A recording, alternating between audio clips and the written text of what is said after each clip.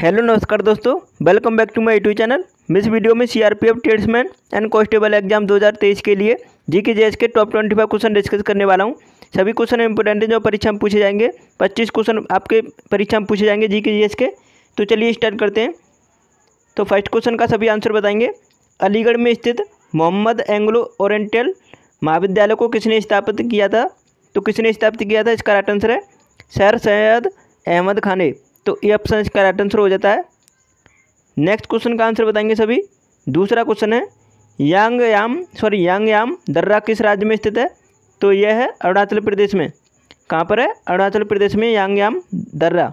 तो B option इसका right answer है। शिपकला दर्रा कहाँ पर है? तो वो हिमाचल प्रदेश में, उसे भी ध्यान रखिएगा। नेक्स्ट क्वेश्चन का आंसर बताएंगे। तीसरा क्वेश्चन है निम्नलिखित में से कौन सा भारत के प्रथम परमाणु रिएक्टर से संदर्भित है? तो कौन परमाणु रिएक्टर से प्रथम पूछा है, तो प्रथम कौन सा है? राइट आंसर है अप्सरा। तो प्रथम परमाणु रिएक्टर कौन सा? अप्सरा। सी ऑप्शन इसका राइट आंसर है। अगले क्वेश्चन का आंसर बताएंगे। चौथा क्वेश्चन है मोतियों की माला नीति को कौन सा देश लाया? तो देखो इसे इंपोर्टेंट हो जाता है आपकी परीक्षा की दृष्टि से, क्योंकि ये रक्षा से संबंधित है। मोतियों की माला नीति को ये चीन देश अपना रहा है। तो फोर्थ डी ऑप्शन इसका राइट आंसर है। क्योंकि देखो मोतियों की माला नीति मतलब आप समझ रहे हैं कि भारत की चारों तरफ से वो मतलब अपनी पहुंच बनाने की कोशिश कर रहा है। तो उसी को मोतियों की माला नीति यहाँ पे नाम दिया गया है। करेक्ट आंसर डी ऑप्शन हो जाता है। पांचवें क्वेश्चन का आंसर बताएंगे। देश भर में फांसी का फंदा सिर्फ बनाया जाता है। तो बताओ देश भर में कहाँ पर बनाया जाता है? ये बनाया जा रहा है बक्सर जेल में। तो राइट आंसर इसका सी ऑप्शन इसका राइट आंसर है। इंपोर्टेंट क्वेश्चन है परीक्षा की दृष्टि से। छठवें क्वेश्चन का आंसर बताएंगे। भारतीय अंतरिक्ष कार्यक्रम का जनक किसे कहा जाता है? तो सभी जानते हैं विक्रम साराभाई को भारतीय अंतरिक्ष कार्यक्रम के जनक हैं Vikram Sarabhai. Correct answer B option है। मिसाइल मैन ऑफ इंडिया किसे कहते हैं? अब्दुल कलाम आज़ाद को। सबसे पहले अंतरिक्ष में जाने वाले व्यक्ति कौन थे? राकेश शर्मा। और न्यूक्लियर के बारे में सबसे मतलब किसने दिया था? तो ये होमी भाभा हैं जिन्होंने भारत का स्थापना की, जो कि मुंबई में है। सातवां क्वेश्चन है यूनेस्को का मुख्यालय कहाँ स्थित है? तो बताओ यूनेस्को का मुख्यालय कहाँ पर है? इसका राइट आंसर है यूनेस्को का मुख्यालय पेरिस में। तो इसका राइट आंसर डी ऑप्शन हो जाता है। अगले क्वेश्चन का आंसर बताएंगे। आठवां क्वेश्चन है डीएनए फिंगरप्रिंटिंग और डायग्नोस्टिक केंद्र कहाँ अवस्थित है? तो ये कहाँ पर अवस्थित है? राइट आंसर इसका हैदराबाद में। तो सी ऑप्शन इसका राइट आंसर है। अगले क्वेश्चन का आंसर बताएंगे। नौवां क्वेश्चन है मलेरिया में कौन सा अंग प्रभावित होता है? तो मलेरिया में कौन सा अंग प्रभावित होता है? राइट आंसर बताएं। तो इसमें पीलिया प्रभावित होती है मलेरिया में। तो डी ऑप्शन इसका राइट आंसर है। फेफड़े किस में प्रभावित होते हैं? न्यूमोनिया में फेफड़े प्रभावित होते हैं। और आंत किससे प्रभावित होती है? टाइफाइड में आंत प्रभावित होती है। और आपको बता दूँ गुर्दा किससे प्रभावित होता है? तो गुर्दा होता है जैसे कि आपकी पथरी हो जाती है तो उससे प्रभावित ही होता है। ठीक है, तो इसे ध्यान रखिएगा। 10वां क्वेश्चन है जोग या गढ़सोप्पा जलप्रपात किस नदी पर है? तो बताओ किस नदी पर है ये?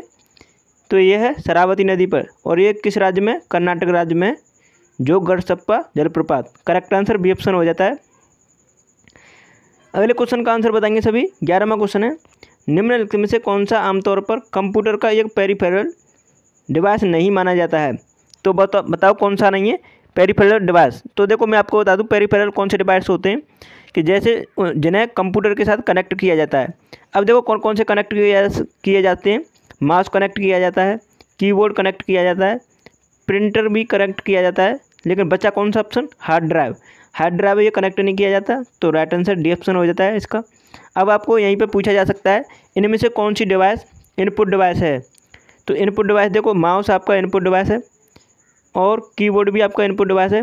लेकिन प्रिंटर क्या है? Output device.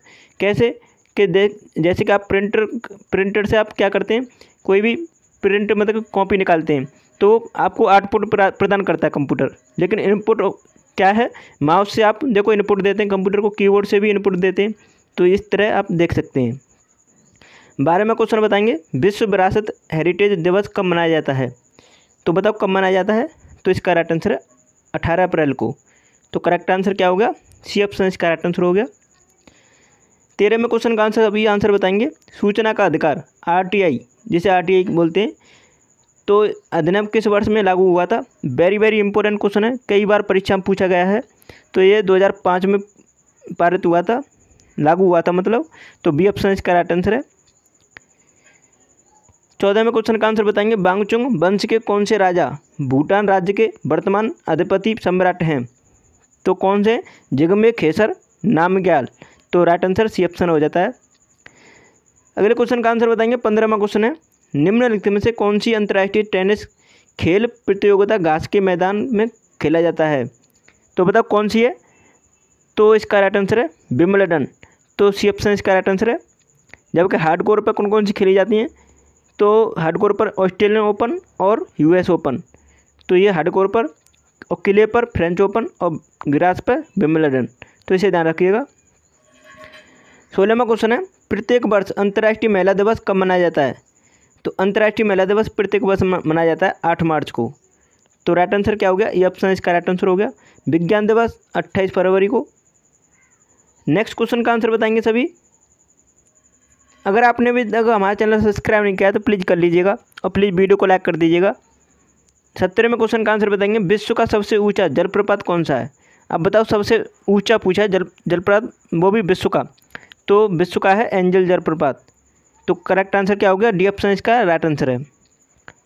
18वें क्वेश्चन का सभी आंसर बताएंगे। स्वतंत्र भारत में भारतीय राष्ट्रीय कांग्रेस की पहली महिला अध्यक्ष कौन थी?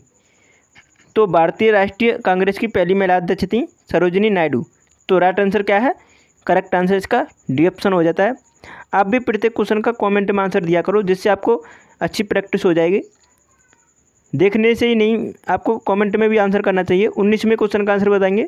जापान की मुद्रा क्या है? तो जापान की मुद्रा क्या है? तो सभी जानते हैं, ये जापान की मुद्रा है। डॉलर, संयुक्त राज्य अमेरिका। अगले क्वेश्चन का आंसर बताएंगे। 20वें क्वेश्चन का आंसर बताओ। बड़ा इमामबाड़ा कहाँ स्थित है? कहाँ पर है? सभी जानते हैं लखनऊ में। भूल भुलैया भी लखनऊ में है। कहाँ पर है? लखनऊ में। नवाबों की नगरी किसे कहते हैं? लखनऊ को कहते हैं। उसे ध्यान रखिएगा। अगले क्वेश्चन का आंसर बताएंगे। 21वां क्वेश्चन है। एशियन विकास बैंक का मुख्यालय कहाँ स्थित है? अब बताओ इसका राइट आंसर क्या है?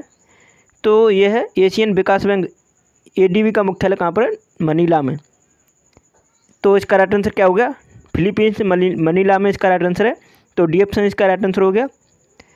अगले क्वेश्चन का आंसर बताएंगे। 22वां क्वेश्चन है। दिलवाड़ा का जैन मंदिर निम्न में से कहाँ पर स्थित है? तो बताओ कहाँ पर है दिलवाड़ा का जैन मंदिर? यह है माउंट आबू, राजस्थान में। करेक्ट आंसर क्या हो गया? डी ऑप्शन इसका राइट आंसर है। 23वें क्वेश्चन का सभी आंसर बताएं। प्रकाश की तरंग दैर्घ्य को मापने की इकाई क्या है? तो उसे हम एंगस्ट्रॉम में मापते हैं, प्रकाश की तरंग दैर्घ्य को। कैंडेला में ज्योति तीव्रता को मापते हैं। सीजीएस पद्धति में बल की इकाई डायन होती है। फेराड, यहाँ पे फेराड होनी चाहिए। फेराड किसकी इकाई है? तो विद्युत संधारित्र की इकाई फेराड होती है। तो उसे भी ध्यान रखिएगा। 24वें क्वेश्चन का आंसर बताएंगे। मन का बत्तरा का संबंध किस खेल के साथ है? तो मन का बत्तरा का संबंध है किस खेल से? टेबल टेनिस से। तो राइट आंसर क्या हो गया? ये ऑप्शन इसका करेक्ट आंसर हो गया। इंपोर्टेंट क्वेश्चन हो जाता है। 25वें क्वेश्चन का आंसर बताएंगे। निम्नलिखित में से किसे जापान का मानचेस्टर कहा जाता है? कई बार परीक्षा में आया है ये क्वेश्चन। किसे कहा जाता है? तो ओसाका को जापान का मानचेस्टर कहते हैं। जापान की राजधानी क्या है? टोक्यो। और सबसे पहले जापान पर बम कौन सा गिराया गया था? हिरोशिमा पर गिराया गया था। फिर उसके बाद नागासाकी पे। तो उसे भी ध्यान रखिएगा साथ ही साथ। तो आशा करता हूँ आपको वीडियो पसंद आई होगी। अगर आपने अभी तक हमारा चैनल सब्सक्राइब नहीं किया तो प्लीज़ कर लीजिएगा। और मैंने आपको 90 वीडियो एक ही प्लेलिस्ट में ऐड कर दी गई हैं, और आप एक बार ज़रूर देखें। ट्रेड्समैन वालों के लिए बहुत ही हेल्पफुल हैं। तो आप ज़रूर अभी एक बार विजिट करके चैनल में ज़रूर देखें। मात्र कम समय में अगर ज़्यादा से ज़्यादा क्वेश्चन का प्रैक्टिस करना चाहते हैं, वो भी सिलेक्टिव क्वेश्चन का, तो आप वहाँ से देख लीजिएगा। और 1 बाय 1 एग्जाम से पहले देख लीजिएगा। कॉन्फिडेंस आ जाएगा आपको देखने के बाद। तो चलिए वीडियो को यहीं समाप्त करते हैं। Thanks for watching my video.